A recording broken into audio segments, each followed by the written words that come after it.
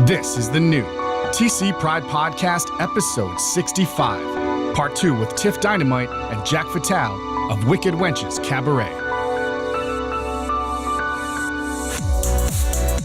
So last time we spoke, Tiff, you talked about burlesque and cabaret sort of like entering the mainstream in a lot of ways. I mean, we've got a big scene here in Minneapolis that I'm just sort of exploring right now.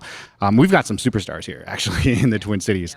And you talked about how, at a lot of times at burlesque shows, like half of the audience is straight couples. Yeah, it's pretty mainstream now. I mean, there's a burlesque show almost every weekend in the Twin Cities, at least, here or in St. Paul. And I guess it started out as being something that was a secret fun thing to do at a small venue and people would go to. And a lot of male-female couples will go to burlesque shows. And I think it's partially because it feels like an acceptable way to go to a strip club, even though I think that's totally acceptable, but whatever, but it seems like a safe way to do that where everybody feels comfortable because there's also really pretty outfits, so everybody feels comfortable with that kind of a thing. And my audiences in the past have been primarily male-female couples or lesbian couples.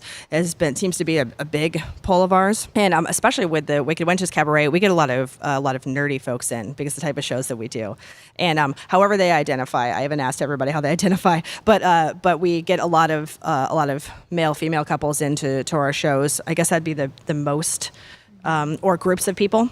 We'll get groups of like mixed gender groups of people in to come see the shows. Well, and we have a very LGBT empowerment slant to a lot of our shows as well. So I feel like we actually probably have one of the broadest based audiences, I feel like, because we've added the theatrical element. It's a very sort of safe inlet to this art form for people that have never come to something like this, because we're so silly and we're so sort of gentle. We're kind of gentle burlesque, is a good way of putting it. We're not we tend to stay fairly neutral on big subjects, but we always have a message of love at the end and inclusivity. So like that's a easy in, I suppose, for that. And I always tell people, the striptease is actually the cherry on top.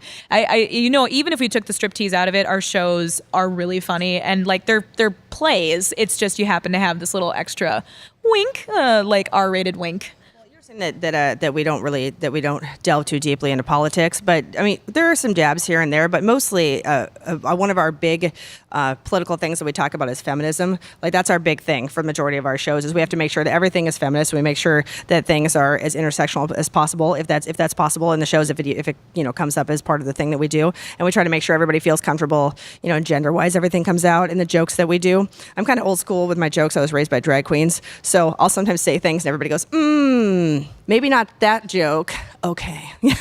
So then we have to tone that back a little bit and let's say this instead, because that would maybe speak to everybody, And I feel like we try to include. Well, in the writing process, we write the majority of the plays, either one of us or both of us, and then we bring it to the group and we have them sort of edit things, and we read it and we have them add in jokes and say, well, I like this better than that, or this idea is better, or we sort of like let them edit things. Well, and because we have gender nonconforming participants, we have trans participants, we have gay participants, straight participants, bisexual participants. So poly. It's good to have a whole room full of people once we've created the material and sit down. And again, they get to do sort of it's not censoring, but it is definitely a softening of like, hey, I think that this joke could read this way and that might not be so great, because ultimately for us, you always punch up, and you always, like, the idea is that you should leave a Wicked Wenches show feeling amazing about who you are as a person, and you got to see, some fun. Yeah. Yeah, it sounds like that spirit of inclusivity and empowerment, along with like the nerdy stuff and and just like the pop culture references, the parody. It really sounds like it really makes it accessible for just about anybody, right? So if someone's never been to a burlesque show, maybe they're gonna like, hey, don't be shy, right? Come on down. I'm sure you'll find something to relate to, right? Speaking of which, speaking of diversity, could you talk about your cast for a second for the Under the Rainbow show? So I was checking out the Facebook page, and you have little write-ups on each character in the show, and kind of it is like the Wizard of Oz, but like I don't know, the way I looked at it is like Wizard of Oz but better, I guess. Can you talk about some of the characters in the show? Oh, sure. Yeah. Dorothy Gale is a virgin, and she goes and she doesn't really understand her sexuality. So she and Toto, get whisked off to Oz, and they meet Glinda, who's just sort of full of herself, and then they meet the Scarecrow. And the Scarecrow's bisexual, and then they meet the Tin Woman, and the Tin Woman's a lesbian, and that's changed over time. Last year, the Tin Woman was a transman. The Tin Transman was awesome. He's awesome. And then cast change. And then they meet the Linus, who's polyamorous, because her pride. Yeah, yeah. And then they meet Oz, who's a drag queen. So there's all sorts of things happening in the story, and then they meet the wicked bitch of the West at the end, and she's a dominatrix. So there's like all sorts of things that we try to jam into the show.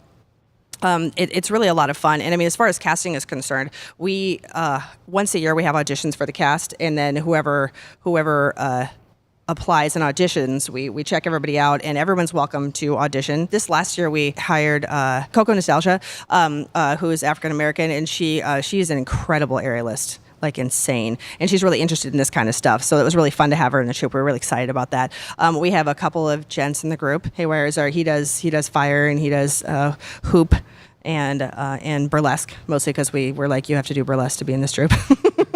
But it's mostly been women, but we have some folks who are non-gender conforming, and all sorts of spectrum of sexual attraction, whatever people want, so it just sort of depends on who auditions. I was going to say too that part of the diversity that a lot of people forget about this, we have very age diversity. Even between Tiff and myself, there's 15 years. There's a 15-year difference even just in the co-captains, and we have several people that are over 30, and a couple of people that are over 40, and one person that's over 60. Yeah. So the age diversity is really important to us as well. And then we're also working on accessibility diversity. Our stage manager has a lot of I guess, yeah, like chronic stuff, and things like that, but that doesn't stop him from being an amazing, His service dog comes to all of our rehearsals. So awesome. Nelly. Yep. Shout out to Nelly. Yeah. So diversity and accessibility is a really big passion of ours. And then one of the things that we like to tell people, though, is that we do cast fairly blind as far as we don't pigeonhole anybody into one specific thing. I mean, we'll cast women as men as women. We'll cast we don't really cast based on anything other than what skill set do you have and can you memorize enough lines? Yeah, like it doesn't really matter I think people will get the idea if it's me and Staj, and Staj is black and I'm white and we're supposed to be siblings, but no one's going to be like, hey, like that's not weird to people. We cast her because she's an aerialist and she can pick me up, that kind of thing. Like that's why she got cast for that part. Or we'll cast Jack as this part because Jack can base someone, and also Jack is a good actor or whatever, I mean? Like we'll pick based on what we think people can do or how much time they have as well. That happens sometimes. So we say, how much time do you have for rehearsal? Only half the time. Okay, you get to be on TM. Like that's your role. So yeah, it just depends on what they're interested in too. Like we always offer people roles when we did Disney Princess T. It was a you can bleep that if you want to. But Princess T, it was based on actually Tawny, who was our drag queen, and based on being a crossdresser and entering this world of Disney characters. I don't know if I could say Disney without getting sued, but this world of Disney characters. And we wanted to do Tiana because she's such a cool Disney character, and so we asked our cast member at the time who was black, and we're like, are you interested in playing this character? And she was like, that is my favorite Disney character, so yes, I do want to do that. But we would not ask her to do that if she didn't want to, but she was really into it, so we were like, great. So Under the Rainbow is next weekend. It's a one weekend only thing, right? But then you've got some other shows coming up, and then you also wanted to talk about, you do some corporate stuff, and you perform in a lot of other places. So Under the Rainbow is next Thursday, Friday, and Saturday, 7:30 showtime for all of those. And most of the Wicked Wenches shows are either only 1 or 2 weekends. So we're in, we're out, we're done. We'll leave you wanting more is usually the way it goes. And then the rest of this year, we are really excited about gearing up for this one. We're going to be presenting the Addams Family Funeral, which is basically the next episode of the Addams Family via Wicked Wenches storytelling. And 3 of our cast members are actually writing the majority of it because they got very excited about it, which we're really stoked to see their script when it comes out. It's going to be awesome. And then after the Addams Family, we'll be doing Triple Xmas Carol, Boobs, Humbug. So it's going to be really great. Yeah, we're going to do it steampunk themed. And then next year, probably the biggest ones that you're going to want to know about is going to be we're bringing Disney back. Disney is of course, the overarching princess themed, having nothing to do with the actual copyrighted material. Of course not. However, our Disney princesses will be Belle and the Beast, I believe is how we're going to call that, Belle and the Beast. And so the one we're going to be doing. And then we have Hocus Pocus. And we have Harry Potter, which we're going to do a little. Don't sue us, J.K. Rowling. But we're gonna do our Harry Potter show. Oh yeah, and then for Christmas we'll be doing Bust a Nutcracker, which is it's funny, right? I know. Yeah, my mom came to see the show, and I went to her house. Quick story: I went to her house after that for my mom's Christmas party, with the neighbors and everything, and she was all about talking about the show because it was the first one she'd seen me do, and she said, "Oh my God, you should see this show that Tiffany's doing, this Bust a Nutcracker. It's so good." And wait, what is it? What is it called? Bust a Nutcracker. That's what it's called. I don't know what that means, but it was a good show. Oh my God. Everybody knew what was going on except for my mother. It was great. But in that actually, because it's a Nutcracker suite, there's no dialogue in it, which is really fun.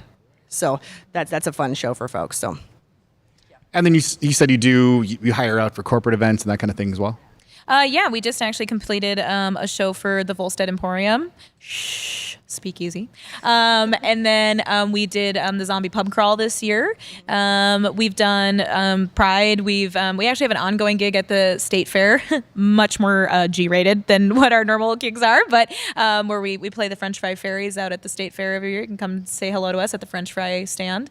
Let's hear, what else have we done? We've done, for the, when all of the, it was like the United States Sex Therapist Conference. It was the big giant one. And we got together and they hired us to come in, and of course they loved it. And that was really, really, really fun. So they hired us. So yeah, we've done all different types of corporate gigs. We've done private gigs as well. But yeah, we just, we did one in Wisconsin the other, like this last month. So that was really fun. They brought us out to this little wine tasting place in Wisconsin, like in the middle of nowhere.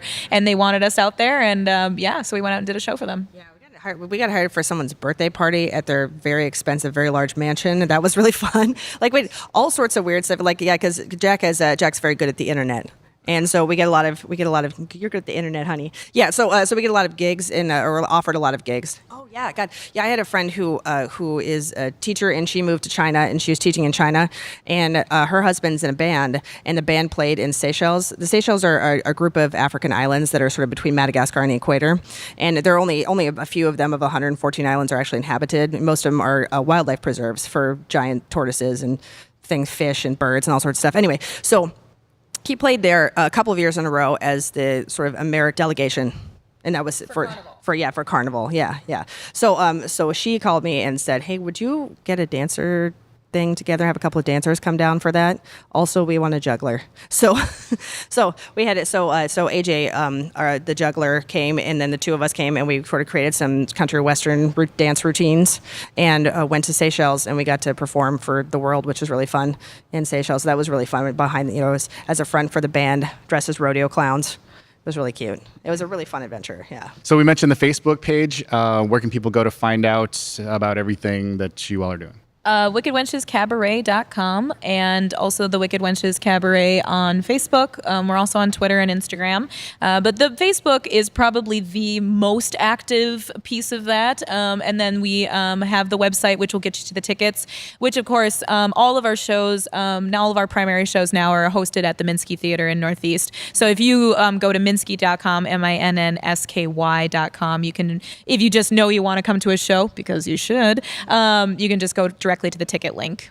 And then also, if you'd like to see some Minsky shows, we do these fun sort of 1930s era sort of fun, or I should say 1920 to 1933 was Prohibition. So that kind of era shows, which is really fun. So Jack and they're the Minsky Follies. So Jack and I get dressed up in little 1920s shiny, sparkly outfits, and they do these.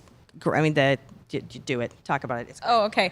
The Minsky Follies, which, is the sister troupe. So the Expertisers is the sister troupe to the Wicked Wenches. And the Expertisers is a little bit more traditional vaudeville stylings, a little bit more the Ginger Rogers kind of a thing. And there's about...